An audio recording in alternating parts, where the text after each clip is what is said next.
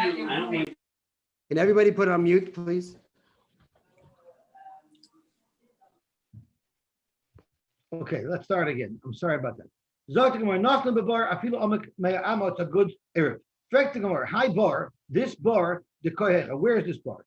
If the bar is physically in a private property in the Rishus HaYachid, well then Pshita, of course, it's a good Erev because you're in Rishus HaYachid and the bar is Rishus HaYachid. And we know the bar is Rishus HaYachid because we know Rishus HaYachid, Oila Adla Rekia, the Rishus HaYachid extends all the way up to Shemayim. The same way we say the Rishus Rabbim extends up, it will also extend down to the bottom of the bar. So that cannot be the Chiddush of the Mishnah. Well, the Rishus Rabbim, the bar must be in the Rishus Rabbim. So then in the Schavan Lishboy Seicha, where were you planning to spend your Shabbos? Ilamayla, if you were planning to spend it at the top, at the surface, on the side of the bar in Rishus Rabbim, well then Hu b'makam echad, ve'Rubi b'makam acharu. He's in Rishus Rabbim, his Erev is in Rishus HaYachid, he can't take food from the Rishus HaYachid to the Rishus Rabbim. Like we said, that was the problem why they made Pasei B'Rois. But without those Pasei B'Rois, he's in the Rishus Rabbim, he can't take anything out of the bar. And Ilamata, if he wants to spend Shabbos in the pits, Pshita, Hu ve'Rubi b'makam echad, in fact, not a Chiddush, he's in the bottom of the bar together with his food. This bar is in a Carmelis. So it's only also midirabanan. A Carmelis, it's only also midirabanan to remove something from a bar which is in a Rishus HaYachid and bring it into a Carmelis. And he wanted to spend Shabbos in the Carmelis outside of the bar. And it's also midirabanan on Shabbos to take from the bar to the Carmelis. But the Rebbe, he is following the Shid of Rebbe like we said last week. Domer kol dover shumi shum shvus. Any Isser that's only also midirabanan, and to take from a Rishus HaYachid to a Carmelis is only also midirabanan, like it goes Rolav ben Hashmoshes. Ben Hashmoshes, you are allowed to take something from a Carmelis into Rishus HaYachid, or from Rishus HaYachid to a Carmelis. When is your Erev Chal, like we discussed? Ben Hashmoshes. Ben Hashmoshes, you can access the Erev. Gewaltig. Zogt Eilige Mishnah weiter. Nosnei b'rosh hakon. What if you took a reed, a tall reed, and you put your Erev on top of the reed? So you took a post, 2x4, you anchored it in the ground, and you put your Erev on top of the 2x4. If it's not growing from the ground, rather you cut it already, you cut it from the ground, and now you're just planting it in the ground, not planting from an agricultural perspective, but you're fastening it into the ground, but it's not growing in the ground. Now, even if this post is 100 amasai, and Rashi tells us two very important facts about this. And Rashi says, this post is not 4 tvachim wide. So we know if something's not 4 tvachim wide, then it becomes a makam p'tur. It's not a Rishus HaYachid. La Rishus HaYachid happen. So that's the first thing Rashi tells us. This is a makam p'tur. Since a makam p'tur, and if you're standing around it, whether you're in Rishus HaYachid, whether you're in Rishus Rabbim, doesn't matter, because you're allowed to take something from a makam p'tur both into a Rishus HaYachid and into a Rishus Rabbim. But we had last week from Rabbi Yehuda that the Erev has to be placed on some type of tabletop that's at least 4 tvachim by 4 tvachim. Zokt Rashi, even though the way I envision this, I have a tall 2x4 in the ground, and on top of the 2x4, I nail down a piece of plywood that's 4 tvachim by 4 tvachim, which creates like a shelf, and I put the Erev on top of that. So even though up on top where my tabletop is, Dalit, I have Dalit al Dalit, so maybe now it should be a Rishus HaYachid. The Erev al Gabi Mokim Dalit, it's not a problem because there's no walls coming down. Last week we had, if there was a basket up there and the basket has walls, with good achis, you bring those walls down to the floor. But this isn't the basket, this is a flat piece of plywood, and therefore you don't say good achis, and therefore you don't have walls at the bottom. It's just a post. So it's a makam p'tur, but you still have your surface to place your Erev on. Okay. You know, I was speaking to a Kiva Valter today, asking him, because he put on a kapota. So I asked him like how it works. Some of the Babachers wear like mini skirt kapotas, and some of the Babachers wear like long kapotas. So he told me it doesn't matter how long it is, because they hold of good achas. So it's as if it goes down to the floor. Zok the Gemara weiter. He says usually what controls the length is how much weight you gain and how far the gartel pulls it up. It's called gartel creepage. Anyway, Zok the Gemara. Ramile Rav Why does Abba. he have? Why can't he pretend he's wearing one instead of? That's good achas. Rabbi Lei, Rav Ada by Masnala Rabbi. Tolosh Benot in the Mishnah says that this cannot be growing from the ground. It has to be completely cut. Loi Tolosh Benot Loi. Well, the problem is, didn't we say that Rebbe holds you're allowed to put your Eruv on the tree? Remember we said if the Eruv is below 10 Tfachim and you're around the tree and just around him, you can put the Eruv on the tree. You're not allowed to be mishtamish with a tree on Shabbos. That's not a problem. Because when is the Eruv Chal? Benish Moshes. And your Rebbe holds that Benish Moshes, all of the Rabbanans are mutter. So our Mishnah says it can't be growing from the ground. Talish v'no tzloi. Mani, who is this going like? It must be Rabbanani. Yormi called over Shumishvus, Mishumishvus, Gozra lo Benish Moshes. According to Rebbe, there shouldn't be a problem. It shouldn't have to be Talish. It must be that our Mishnah is following the Shtita of the Rabbanan, who hold that it has to be mutter to take Benish Moshes, and these Rabbanans, the Rabbanan of using a tree, would also be Asr Benish Moshes. Fact the Gemara, but it doesn't make sense because V'ha'amr to Reish Rebbe. We just said in the previous Mishnah that it's following the Shit of Rebbe, and that's why the Eruv is good, even though it's on a tree. Zok Gemara, Reish Rebbe, the Sefer Rabbanan. Are you suggesting that the first Mishnah is Rebbe and this is the Rabbanan? Amalei, what's the big deal? Farami lei Rami bar Chama Rav Chisda. Rami bar Chama already asked this question to Rav Chisda. Vishani lei and Rav Chisda responded, Reish Rebbe v'Sefer Rabbanan. So that's what it is. This Mishnah is going according to Rabbanan.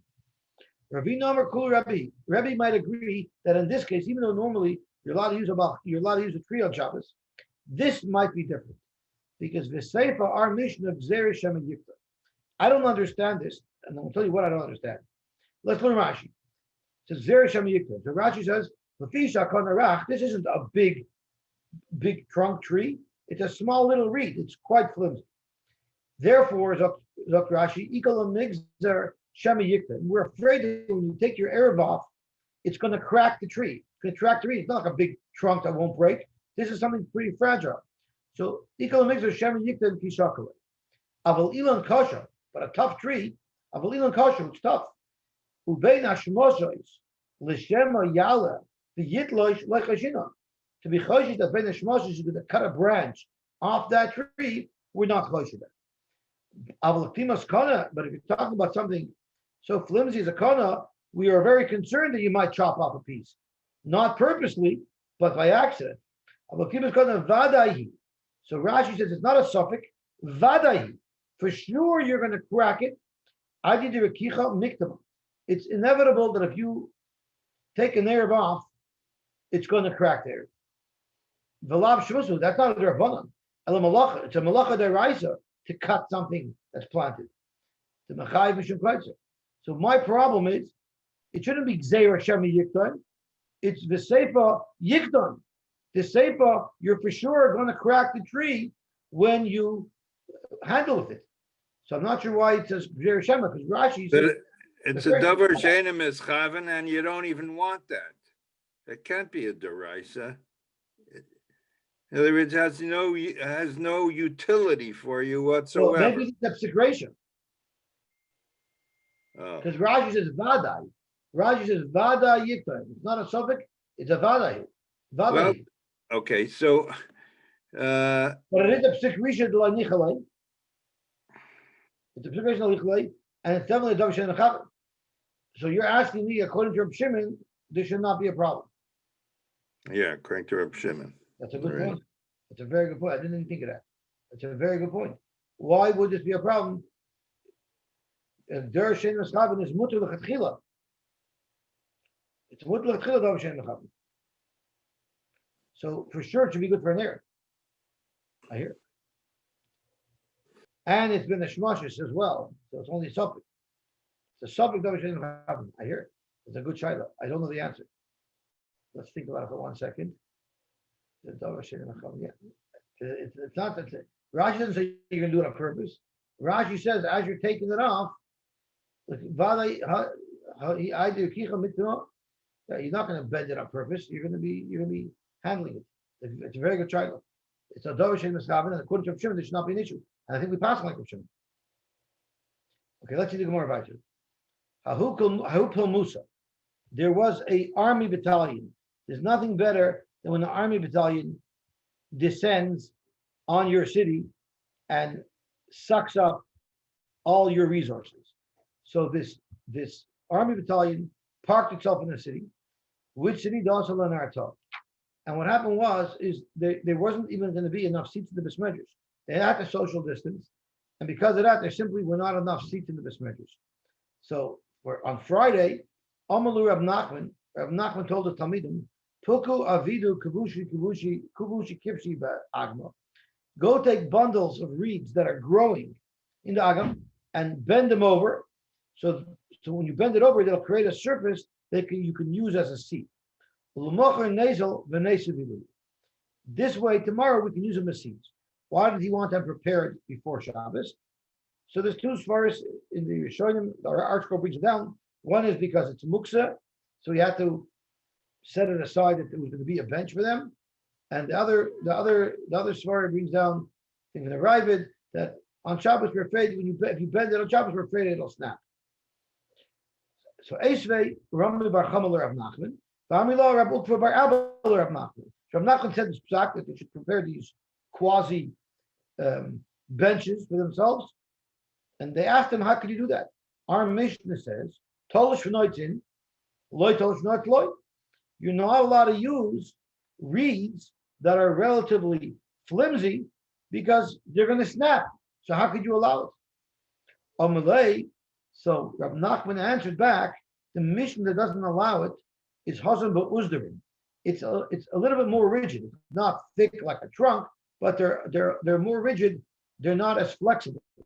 And therefore, we assume that when you handle it with your Eruv, you're going to snap it.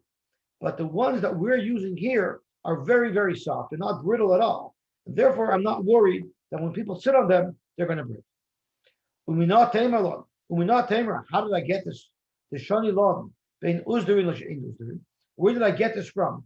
That there's a difference between if it's really soft or not. Titania, I learned it from a brisa. Hakanin, ba'atidin, v'hagin, Rashi, these are all thorn bushes. Min ilanhe, they're considered trees. And therefore, ve'enan kalayim b'kerem. A tree that gets mixed in a kerem is not kalayim, only a neta, like a vegetable. Utanya edich, we learned in a different brisa. Hakanim, notice, kanim is here and it's in the Friedrich brisa. Here it said it's an ilan, and here hakanim v'akidim v'orubim min yerke, and ve'hen kalayim b'kerem. So what is it? Are kanim considered an min ilan, or are kanim considered a min yerek? Zaktimar kasha adadi. Allah shmamina kan ba'uzdarin kan b'shin. If they're the species that harden and become brittle, those are going to be considered an ilan. And that's what the first brisa was referring to. The second brisa that says they're min yerek, those are the ones that stay soft. Shmamina. Let's go back to that last brisa. It said kidon are min yerek. The kidon min yerek, who? But then ein markibin pegam al gabe kidon lovena. The pneishu yerek ilan, because pegam is a yerek and the kidon lovena is an ilan. So you see kidon is an ilan, it's not a yerek. Omar papa kidon lachud the kidon lovena lachud. Kidon is an ilan. Kidon is a yerek. Kidon lovena is an ilan. So at the end of the day, just to understand this Mishnah, either our Mishnah is going according to the Rabbanon, and therefore, even though it's an Elon and it's only with the Rabbanon, it's the problem in the Shmashos as well. That's one pshat. The other pshat is it's going with the Rebbe, and the reason why it can't be growing is because this is worse than just using the tree. This we're afraid is going to snap and it's going to be at the Raisa. And we have Shver. If this question is, it would be a Dovishin Mechaven, and a Dovishin Mechaven with the Psik Rishon, the Psik Resha. The Lanichalei shouldn't be a problem, so why would that impact it? Yosy. Yes. Earlier you had a problem with what Ravina said about Gezer Shema Yikdam. Yeah, I didn't know why it was Shema. It should be Vadai. So in my notes from the Steinsaltz, it explains the Rambam. He's saying that since reeds are thin and positioned closely together, one might pluck attached ones while pulling the detached ones, failing to differentiate between the two. So there's the Shema. It's like, because when he's taking off the Erev, But he So the wouldn't one be that's plucking detached is gonna anyone. He's take the, taking an Arab off from the top, right? So why would he be plucking anything? it almost seems like that he's taking it with the reed. Aha. He's schlepping the reed And with then the Arab. and then he might pull the one that's right next to it that's attached. But that would be a double But it shit must be that Muhammad. the Rambam had the same kasha. But that would also, why would that be? It might. Right, if that's the Shema. That's Maybe all, he's but gonna the pull double one shit that's Muhammad, attached. what While they're these, asking is, if you didn't intend to do that, you're not, it's, according to Shimon, it's mutter. I set out not to pull out the reed, not to do a malacha. And I ended up doing it, but I didn't even want to do that kasha still stands. But I think the Rambam has the same that. question as you. Why is Shema Yichtav? problem. You hear the Shema problem. Right. I hear it. Okay, beautiful. Good. Shtanzel Zatzal, he just passed away. So it should be a schus for Neshama. Right. Zok Eile Gemara. Nos Noi B'Migdal. What if you put your Erev in a tower? V'over HaMafteach, and you lost the key. Ah, this sounds familiar. Hareza Erev. It's going to be a good Erev. The problem the Gemara is going to deal with is how you're going to get to it. You know, this, I said over a story last week where there's 3 Hasidim that were showing off who has a greater Rebbe. So one said, my Rebbe was so great, he was once walking and there was a river in his way, and he said, Tai Chahin, Tai Chaher, and the river split, and he walked right through it on dry land. And the other Chassid said, that's nothing.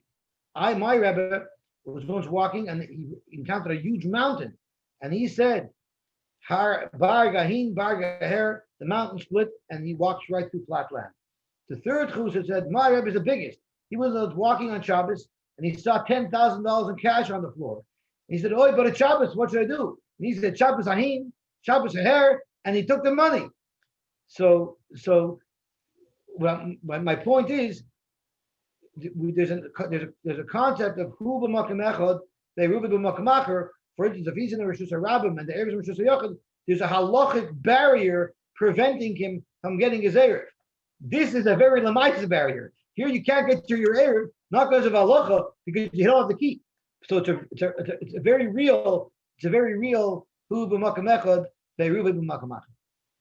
Rabbi Eliezer Omer, im eino yedea shemaftech b'mkoimo, if he doesn't know that the key is where it belongs, eino erev. I don't understand the expression. The article brings down a Rashba that's medayik something from here, which doesn't help me understand it any better. And he's medayik from this unusual lotion that if I don't remember where the key is, but the key is in the place where I left it, then it's not a problem because eventually I'm going to remember where the key is and it'll be good. But I don't know how you see that from here. Here it sounds like I have to know exactly where the key is. Otherwise, it's nothing. So I have a little bit difficulty understanding this. Or they could just call me.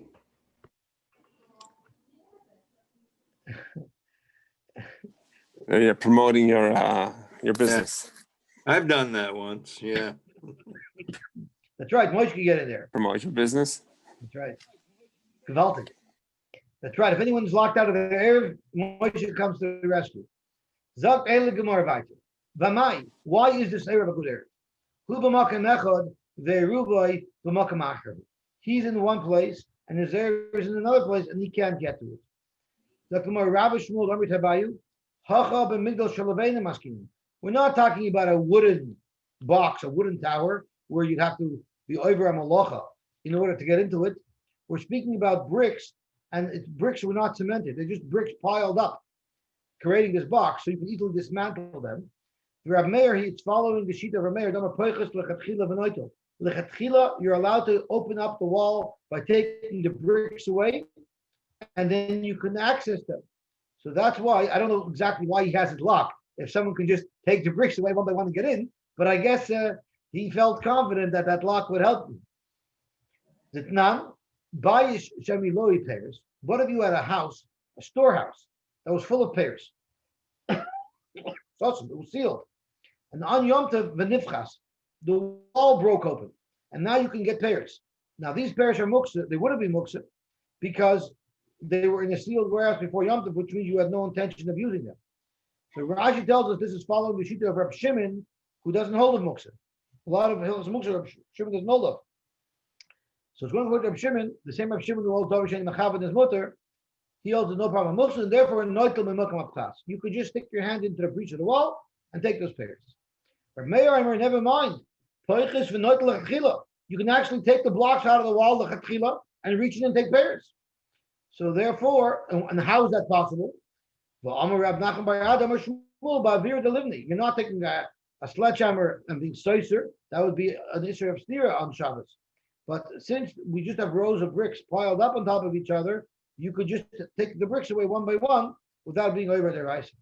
Hakanami, so too, by our migdal, the reason why it's a good air, even though you don't have the key, is because Ba'avir Delivni.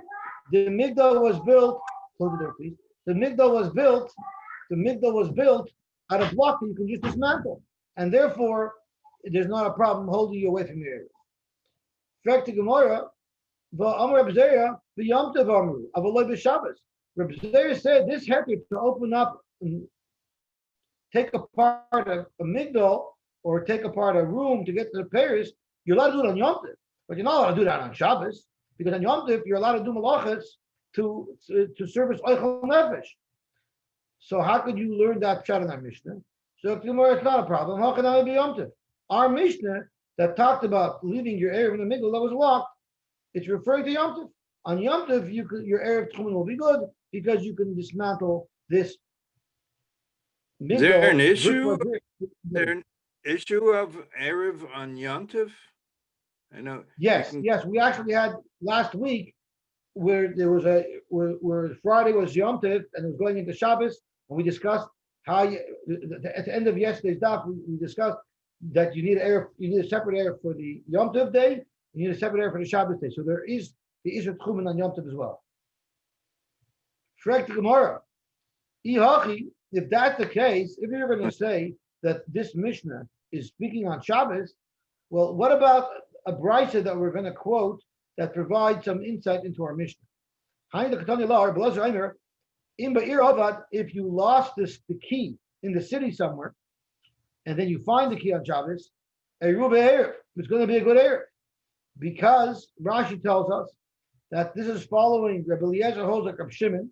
Reb Shimon has a shita that even if there's no Erev, if there's something in your chutzner, if you have something in your backyard, it was there by Ben Shmashis, it wasn't in your house, and you took it out to your backyard Shabbos afternoon. Rather, you had it in your backyard, you have a beach chair that you keep in your backyard, you're allowed to pass your beach chair from your backyard into your neighbor's backyard.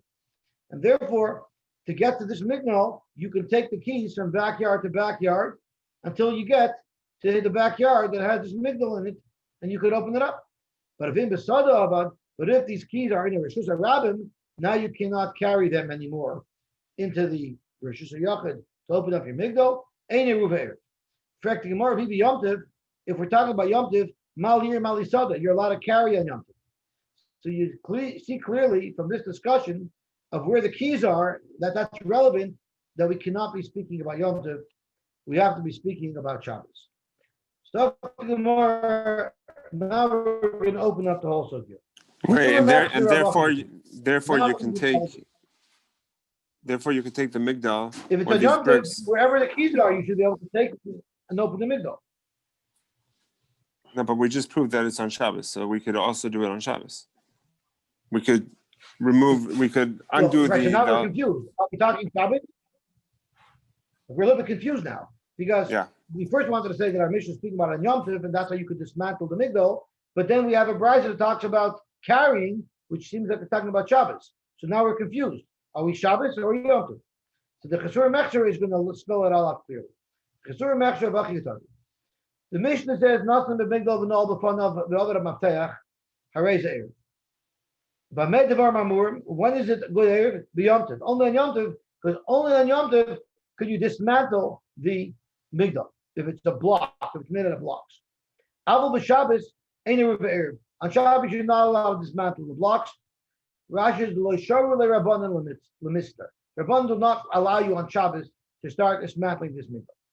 That's our Mishnah. But what if it's nimsa mafteach?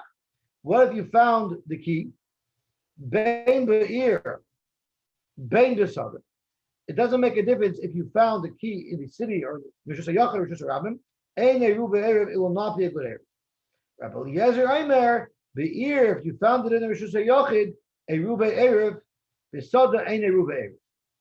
Be'ir Eruv Erev, Kerb Shimon, who said, like we discussed, Omar Echad Gagois, Echad Chatzerois, Echad Karfifas, Rishus Echad Hein Kelim, Shishab Subsoichan.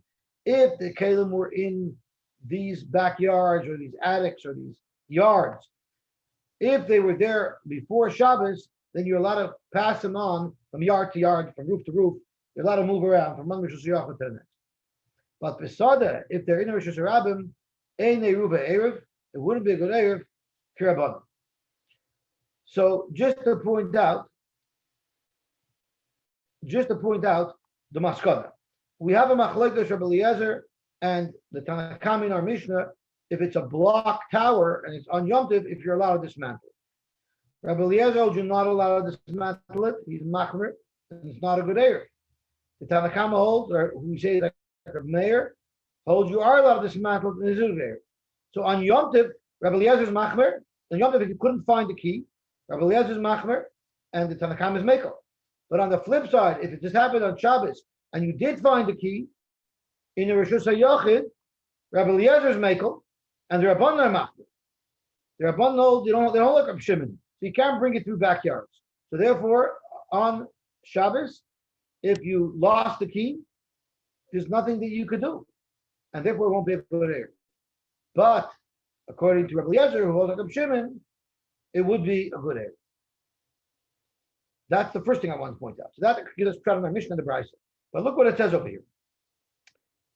The Eruv Erev Kerb Shimon, Dom Echad Gagas Vechad Chazer Zvesach Havish V'Shulach Lechem Zvesach. The Sada Eruv Erev, because even according to Kerb Shimon, you can't bring it, because we just said Kerb Shimon only allows you to bring it from Rishus Hayachid to Rishus Hayachid. Kerb Shimon never allows you to bring it from Rishus Rabbim to Rishus Hayachid. So really, all it should say is Sada Eruv Erev, and it should stop there. This Kirabanan is not accurate, because even according to Reb Shimon, this Sada Ein Eruv Erev. Reb Shimon's heter is only to move it from backyard to backyard, from Rishus Hayachid to Rishus Hayachid. So there are some, like I think the Marshal, who takes out this word Kirabanan. However, there are those who say that it is relevant, because there's another Reb Shimon that our Gemara doesn't mention explicitly, but there's a Reb Shimon that says, what happens if you're walking down the Rishus Rabbim on Shabbos and you see a pair of tefillin? It's mutal b'bizayin, it's unprotected, you got to save it. The Zok Reb Shimon, you can carry it pachos midal ramis, move it a little bit at a time until you bring it to safety. So based on that, even if the keys were in the Rishus Rabbim, maybe you could bring it little by little in the Rishus Rabbim. So that's why the Brisa says here, Kirabanan, who don't hold a Reb Shimon's shot. Doesn't know Reb Shimon's heter to bring it little by little. And there are those who say, even if Reb Shimon does allow it, he only allows it for tefillin, to save tefillin. Because of your keys, he's not going to allow you to bring that even in Rishus Rabbim little by little. Okay, so the first shot of the Mishnah, again, is that our Mishnah is speaking about Yom Tov, and you're dismantling it brick by brick. And the Bride is speaking about Shabbos, and it's a question, could you bring the keys? There's another approach to understanding our Mishnah. Rabba Rav Yosef Damrit Avayu, they have a different shot. That Hacha b'Migdash Leitzaskinam, it's wood, so you can't open it up. So then the question remains: if you can't open it up, how is it a good Erev? I don't have the key and I can't get in. Teretz is the Ma'ashavar Klihu. The Tanna Kamma holds that this migdal is a big box, but it still has a status of a kelim. Vein binyan b'kelim, vein tir b'kelim. So you're allowed to bust open the hole, and there's no Isur stira by kelim. It's only an Isur stira by building, by binyanim. But this is considered a kelim, and that's as far as Tanna Kamma why it's a good erev. Rabbi Eliezer holds it's not a good erev. Umar Savar oilu, it's considered an oil, and therefore you're not allowed to break it. You're not allowed to pierce it to get into it to get your erev.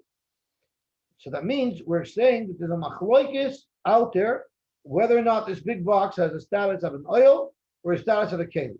That's pretty innovative. You need to know that other people have this shayla. And there's actually tanoim that actually argue about this. That this big box does it have the status of an oil, of a binyan, or does it have the status of a keli? It's not. The halacha is a zov is matama something behesed, meaning if a zov moves something, even if he doesn't touch it. So let's say a zov is wearing gloves or he has a stick, so he's not touching something directly. He's touching it with his glove or a stick, and he pushes a cup, he pushes a stone, he makes something move. That makes it tummy, even though he didn't have direct contact. So it says in the Mishnah, Hikish al gabe shida tevo migdal. He took a cabinet and he banged on it with his hand, with a glove, or with a stick to make it become tummy because he moved them. Rav Nechemia, Rav Shimon Metahari. Rav Shimon and Rav Nechemia say that the sheda teva and migdal remain tar. Why should it remain tar? You moved it. So the Gemara wants to suggest my la baka miflagi, my savar kilihu. One of them holds these big boxes have the status of a keli, and therefore they'll become tamei. And in our Mishnah, since they're a keli, if you break him open on Shabbos, there's no problem. So therefore, you can get your eruv. Umar shavar oilu, and Shechem and Shimon hold that it's an oil, and since it's an oil, it's going to be tar because a zov, if he moves a keli, the keli becomes tamei. But if he moves a binyan, an oil, he will not make the oil tamei. So you see there's a machlokes as to whether or not this big box has the status of a keli or has the status of an oil. Again, if it has the status of a keli, then you're allowed to break it open on Shabbos to get your eruv out. But on the other hand, it will become tamei if a zov moves it. If it has the status of a binyan, it won't become tamei if a zov moves it, but you're not allowed to bust it open, and therefore you won't be able to get your keys out. Omar Abaye, V'tizbro, are you kidding me? You think that's the machlokes between the Tanakama and Nechemia about whether a box is considered oil? Nonsense. Latanya, oil, v'nisit, tamei. The Brisa says even if it's an oil, if a zov makes hesed on it, it's going to be tamei. So your whole premise that a zov won't make an oil tamei is not true. A zov can even make an oil tamei. And klivein is it together keli that's firmly planted in the ground, fastened in the ground, cemented down. So even if the zov pushes it, it won't move. Tar, it'll be tar. So it's all about if you can move it or not. So there is no such thing as a machlokes as to whether or not a sheda, teva, and migdal has the status of a keli or the status of a binyan. And I'll bring you another raya. The Kadani Seifa, it doesn't make a difference what they are. If they move, they're tummy. Zakla, this is the rule. Nizit machmas koichai tummy. If the zov pushes something and it moves, he moves it out of its location, it's going to be tummy. Machmas ra'ada, what if he's a big giant and he walks, and when he walks, the whole ground trembles. And because the ground is trembling, he makes Caleb move. That's not considered direct enough contact. Torah. So if you have a big, if you have a zov who's a big giant who's walking and the land trembles, and Caleb move, vibrate because of it, he would not make him tummy. Amar Abaye, I'm going to tell you what the machlokes is between the Tanakama and the Nechemia and Shimon about these boxes that they're tummy. The chulam has it machmas koichai tummy. Everybody else, if you actually move it with your hand, it's tummy. No way around it. Machmas ra'ada, if it's just because the ground is shaking, tar. Everybody will agree it's tar. What happened was that you had a keli that was firmly cemented into the ground, and the zov with his glove smashed on it. He didn't dislodge it from its anchor, but the whole ground shook from his bang, and naturally this keli shook with it. So it's more direct than just him walking down the street causing vibration, but it's less direct than him actually moving an object. So that's the shayla. The Ma'arish Rabbi Hesed, the Tanakama holds it's Hesed, and it's considered Tamei. The Ma'arish Rabbi Lo Hesed, and the Nechemia of Shimon holds that's not called moving it, and therefore it'll be Tamei. So now we're out of luck. We lost our pshat in the Mishnah because we don't have a machlokes anymore if it's a shade of nickel, it's a keli or not. So why is it that I can use an eruv if it's locked up in the middle of wood that I can't get to it? So if the Gemara must listen to my clean law by the minnow the cut of must. So when I think of a lock, I just think of a deadbolt in the door. But maybe the door had no lock on it at all. What they did was they took a rope, they wrapped it around the migdal on the door, so the wrap holds the door closed, and then they sealed the rope with a lock. So you can pick the lock, that's one answer, or you can cut the rope. You can't just cut it with your hands. you need a knife to cut it with. You need a Jewish screwdriver to be able to open up this migdal. And the question is, are you allowed to use the knife? Tanakama Shabalok Rabbi Yosy. The Tanakama holds that you could access this Eruv. Holds like Rabbi Yosy. Domer Kol HaKelim Nitlim B'Shabbat Chutz Mi'Meser HaGadol V'Yetzet Shom. Tanakama holds that all Kelim are not muktzah. Even a Klisha Malach Isser is not muktzah if you need a tzarech kufay mekayma. And a knife is a Klisha Malach Heter. You can use it to cut meat with. You can use it to cut bread with. So therefore, there's no problem. The only thing between me and getting inside is muktzah. No problem. I can use this knife. It's not muktzah, and I can cut it open. And that's why he holds it's a good area. But if Lezer holds that the Shita of Nechemia, he's the most machmer when it comes to muktzah. And he holds afilu talis, afilu tarvid, even a talis or a spoon, which are meklisha malach heter, ain't nitlan elo tzarech tashmishon. You're not allowed to move anything unless you're using it for its purpose. According to Reb Nechemia, you're not even allowed to play with the silverware on your table.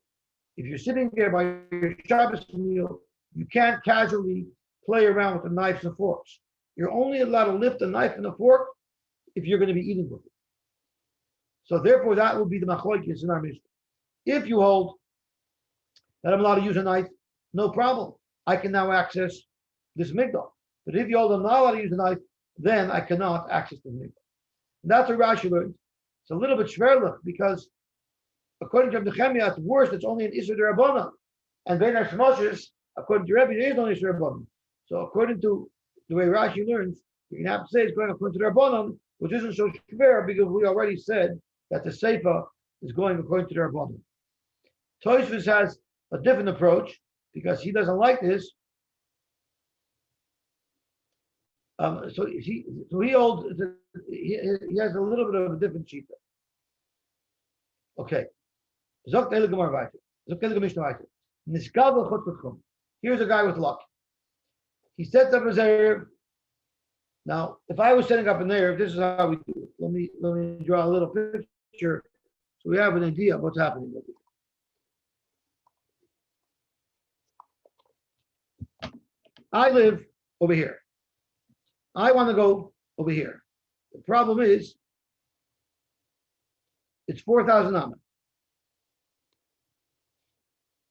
I'm not allowed to travel 4,000 amen on Shabbos. I'm only allowed to travel 2,000 amen.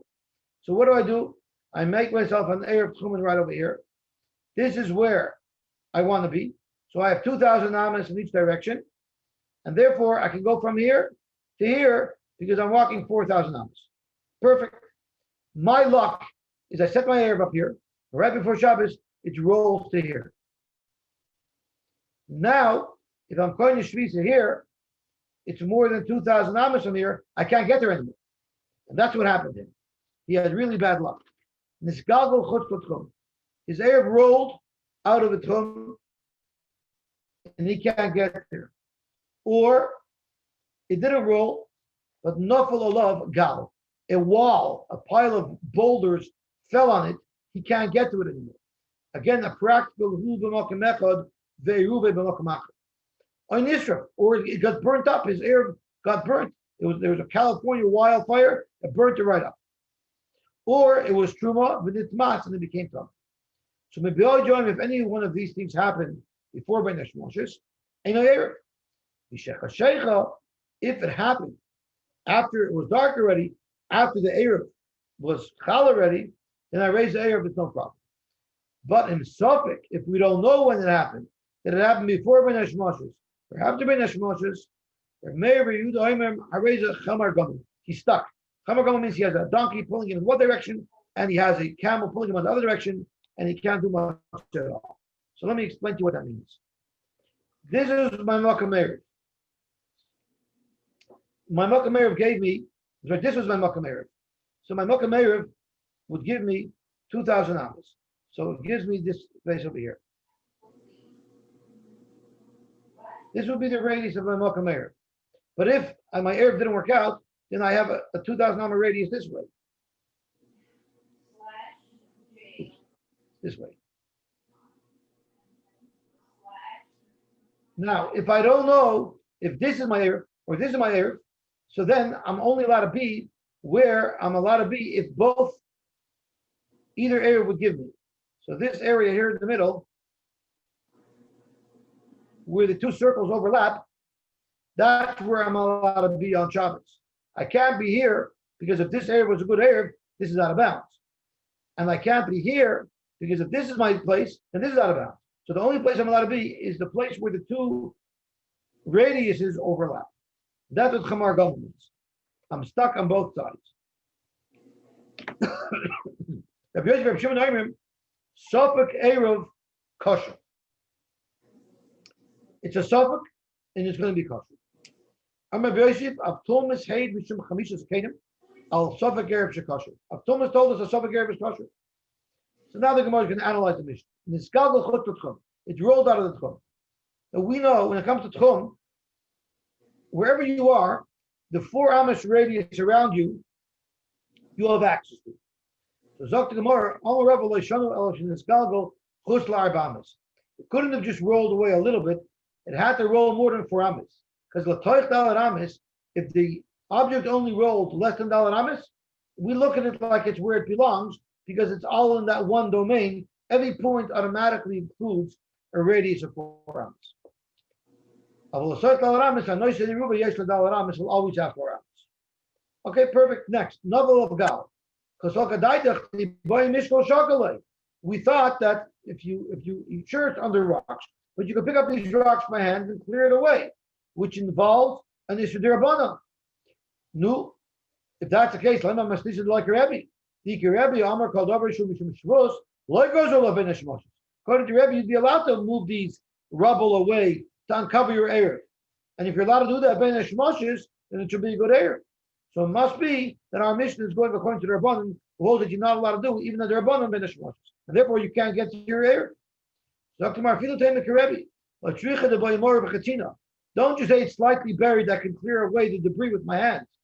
There's so much rubble on it that I'll need construction tools, axes and picks to be able to get to it. And that will involve the Malacha Dairaisa. And the Malacha Dairaisa, even Rebbe holds you cannot do ben Hashmoshes, and therefore it will not be a good Erev. But shrichi, you need it. You know, our mission is talking about cases where your Erev got disqualified. Why do we need so many examples of a disqualified Erev? We have a disqualification that it rolled away. We have a disqualification that it's under rubble. It's a disqualification. Why do we need so many examples? Zok the Gemara shrichi. The E Tanin is Galbo. If it only said in the Mishnah it rolled away, that's Mishum the less Agabe. That's because it's not here. Avol novel of Gal, the Itzgabe, it's right here. You have to get to it. Maybe it's a good Erev. So that's why the Mishnah have to say if it's covered over with rocks and debris, it's not an Erev, even though it's still we want it. If you turn it up of Gal, and if you only have the case where there was a rubble on top of it, you show the Michsi, because it's covered, you can't see it. Avon the Gal, but if it rolled away where it's not covered, maybe Zimnin Dasi Zika am isolated. Doesn't that happen to you all the time when you're walking down Bathurst Street and it's windy and your hat blows up? Doesn't it always blow right back to you and it lands on your head? It happens all the time, right? So that's the same thing with this air. Maybe the air will blow back to where you need it. So therefore, maybe it's considered good air, even though it blew away. That's why the Mishnah uses 2 separate examples of disqualified air. Now we're getting to the Tifa Lamdus. We're learning about Sveikas now. Oy Nisraf, or the air was burnt, or Truma v'netmas, the Truma became tough. Do I need a Tana to tell me that if the air was totally disintegrated, it burned to a crisp, that it's not a good air? Why do I need the Tana to tell me that? Dr. Gemara, you're right. The Chiddush is not in the fact that it's not a good air. The Chiddush is that Rabbi Yosy holds that it is a good air. Like the Yachach Rabbi Yosy, that if it's a sophic, when it burns, it'll be a good air, even though there's nothing left of it. Tana Truma v'netmas, with the Yachach Rabbi Meir. The Chiddush, even though it's still here, and maybe Rashi says, you have a sophic when it became tummy. Now, before it became tummy, it had a cheskas tahira. We don't know when in the Ben Hashmoshes it became tummy. So why don't we say the cheskas tahira should say that it became tummy after Ben Hashmoshes, and therefore it should be a good Erev. That's the Chiddush of the Mishnah. Why the Mishnah thinking it's a Truma with Mas. So, Frek the Gemara, B'Savar, Meir, Svekel Chomer. Here you have a suffix if this Erev, this Truma became Tamei or not, and we're being Machmer, and we're assuming it became Tamei before Ben Yishmachis, and we're disqualifying the Erev. So you see, Rav Meir is Machmer on the Sofik L'chomer. But then I can illustrate to you that Rav Meir is not going L'chomer, because Tamei Sheyored Litvar, a Tamei that went down, he went to Toivel. Sofik Tovel, Sofik Loy Tovel. He went to the mikveh, he got undressed, and he got into such a deep conversation with the guy near him, he completely forgot whether or not he toiveled or not. So I asked the Olam this afternoon, did that ever happen to you? You got so verschmoosed in the mikveh dressing room that you forgot even if you went into the mikveh. So something that never happened to me in the mikveh, but it happens to me all the time in Shemoneh Esrei. So Zok the Gemara. Or Bafil Tovel, he knows that he went into a mikveh. But Sofik Tovel Bar Bam saw, Sofik Loy Tovel Bar Bam saw. It was a Sofik if this mikveh had 40 saw. Or another option of a Sofik. The Chechnei mikvahis, Ba'achas Yesh Bar Bam saw, Uva'achas Ein Bar Bam saw. One is a kosher mikveh, one's a posel mikveh. The Tovel Ba'achas men, he told the one of the two mikvahis, the Ein Yedei Beis and Tovel, and he doesn't remember which one he told. So these are all Sofik Tumah. So the loch is Sveikoi Tumah. He's Sofik, he's Tumah. Hamed Devar Mamur. When do we say Yisavik Yistameh? The Tumah Chamura. Rashi is by a Tumah Dairaisa. Of a Tumah Kala, but if you're only telling me they're Rabbanon, and the Gemara lists off, the Brisa lists off 3 examples of a Tumah Darabban. Either good Sh'ochal Oichlin Tmein, the Shasam Mastin Tmein. A person cannot become Tameh from Michael and Mishnah. Midar Rabbanon, we say if he ate a certain amount, he can't eat Kumah. So it's a Tumah Darabban. Or if you toivel in Mayim Shubim, again, midarabon you're tamei. Or should not blow Rosh of Rubo, al Rosh of El Ruboy, Shlosh Lug of Mayim Shubim, or on your head or on the right of your body, 3 Lugan of Mayim Shubim falls on, you're also tamei.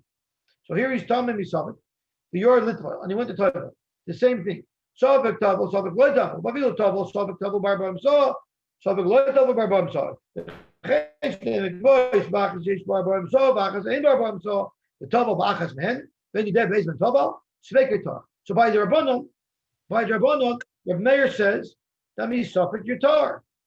So the problem is, if by the Rabbanon Yatar and Tchumen is the Rabbanon, why did Rav Meir say that we assume that the Truma became Tameh before Ben Hashmoshes, and then your Erev Tchumen is not a good Erev, it's a Shaila with the Rabbanon. So why does Rav Meir not say that you go by the Cheskos Tahira and the Erev is going to be a good Erev? So Gemara, because for Rav Meir Tchumen Dairaisa in the new, it obviously must mean that Rav Meir holds Tchumen is Dairaisa, and therefore he's Machmer by Tchumen, which is Dairaisa. That means Safek, the Truma became Tamei before the Erev was Chal, it's not a good Erev. Practically Gemara for Rav Meir Tchumen Dairaisa, there's a Meir Tchumen Dairaisa, but not. We learned in Eina Yochel Avliya, Bezu Omer B'Dispay Bayanim Shemameir, Shemati Shemakadir Bahar. The halach is L'Gabe Tchumen. First, we need to know where the city limits are. So the city includes about 2,000 amas around it. So they used to actually mark it off so people would know where the city limits are. So how do they do it? They would take a string and they would measure with a measuring tool. Well, what if there's a canyon? If there's a canyon, if you measure the linear feet that you're walking, you might go 50 feet down, 50 feet up, and you lost 100 feet, and you didn't get anywhere. So the halach is, what you could do is, if you take a string or measuring tape that's 50 amas, and one guy stands on one side of the canyon, one guy stands on the other side of the canyon, and they hold it across. And if across the canyon is less than 50 amas, so the string reaches across, they measure it that way. So they don't measure the down and the up, which would be a lot more linear feet. They measure straight across in a straight line, which would be much less linear feet. Now, what if the canyon is more than 50 amas? So this maximum string size you can use is 50 amas. So you can't span it across. So the way they would do it is, did anybody ever try carrying a refrigerator up a set of stairs? when you carry your refrigerator up a set of stairs, the guy on the top, who's usually walking backwards, is going to hold the top of the refrigerator. The guy at the bottom is going to hold the refrigerator at the bottom because he's much lower. So that's exactly how you would measure an incline. Again, we have an incline. We don't want to measure this linear feet. We want to measure the distance from here to here. So how do we do it? You have one man standing over here. Here's the man. Here's his 2 feet. Here's his 2 hands. And then you have another man that's standing over here.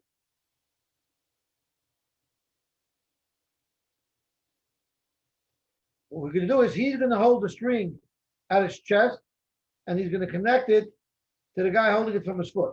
So now he gets a straight line, and then they measure this 4 amas. They take a string that's 4 amas, and they measure 4 amas. Okay, then this guy moves down here, and they do it again. So they still get a straight length across, but they're able to do it while they're walking down the incline. So the main punchline of this is that when you're measuring Eruvin, you could measure Lakula, you measure the short, you consider it a shorter distance. In fact, the Gemara, if Tchumen Daraisa mi mekadrin, are you allowed to measure in such a way where you were just measuring the linear feet across the opening and you're not measuring the entire linear feet going down and up? You know, Amar Rav Nachman, Amar Rabba Baravua, Ein Mekadrin, you're not allowed to measure this way. Loi Bari Miklat, not when you're measuring whether or not this person is within the city limits of the Ari Miklat. Loi Begla Rufa, and not by Egla Rufa, where you're trying to see who has to bring the Egla Rufa. You have to measure from the corpse to the closest city.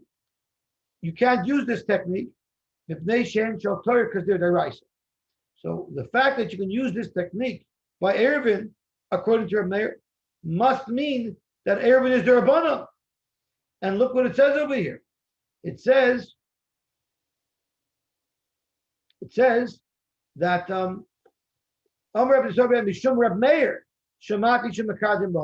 so here Reb Meir says that you could be Mekadrim. So clearly it must be that Reb Meir holds that Erev Tchumen is derabbanan. So if Erev Tchumen is derabbanan, why are we machmir by the suffix if the Truma became Tomei? Why would we be machmir if it's only a derabbanan? Zok Gemara like Kasha. How did they have the rabbi? Reb Meir himself holds that Tchumen is deraisa.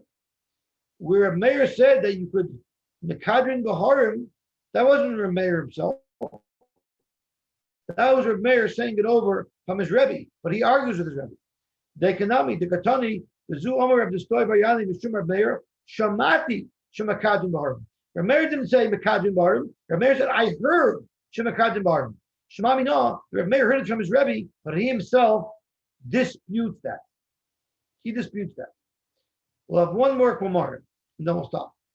Rami Daraisa Daraisa Reb Meir. So now we've established Reb Meir holds that Erev Tchumen is Daraisa. We have a topic where this Truma became Tomei, before Benesh Moshes, after Benesh Moshes, and because of that, he's Machmer, he's Mekel by Daraisa. If not, in the olden days, they probably slept, you went to a hotel, you slept in a communal place, or maybe it was Woodstock, and everyone was sleeping all over the floor.